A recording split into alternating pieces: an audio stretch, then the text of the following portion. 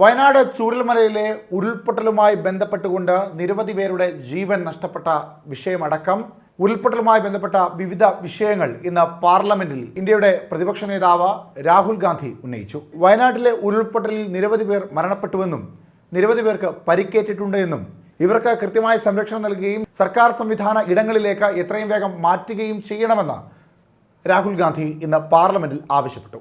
ഏതൊക്കെ തരത്തിൽ അവരെ അവിടെ നിന്നും മാറ്റിപ്പാർപ്പിച്ചുകൊണ്ട് ഒരു പുതിയ പുനരധിവാസം നടപ്പാക്കുവാൻ സാധിക്കുമോ അത് എത്രയും വേഗം കേന്ദ്ര സർക്കാരിൻ്റെ ഭാഗത്തു നിന്ന് മലയാളികൾക്ക് വേണ്ടി, കേരള ജനതയ്ക്ക് വേണ്ടി ചെയ്തു കൊടുക്കണമെന്നും അദ്ദേഹം പാർലമെന്റിൽ ആവശ്യപ്പെടുന്നു.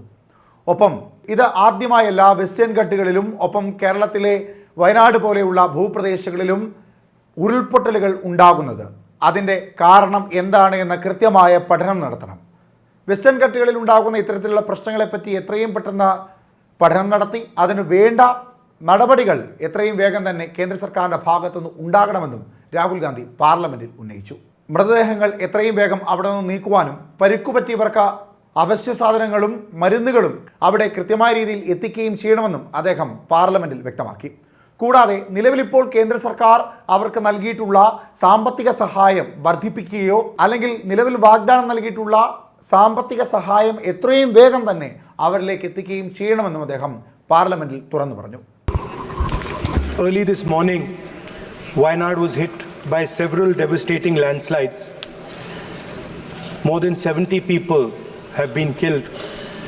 Mundakai village has been cut off, and the devastating loss of lives and extensive damage is yet to be assessed due to the scale of the tragedy.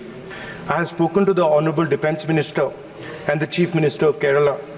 I request the Union Government to extend all possible support for rescue and medical care, immediate release of the compensation to deceased people, if that compensation can be increased as well, restore vital transport and communication lines, set up relief at the earliest, and prepare a roadmap for the rehabilitation of the affected families.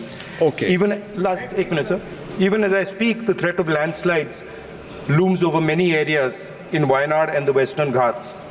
Our country has witnessed an alarming rise in the landslides in the last few years.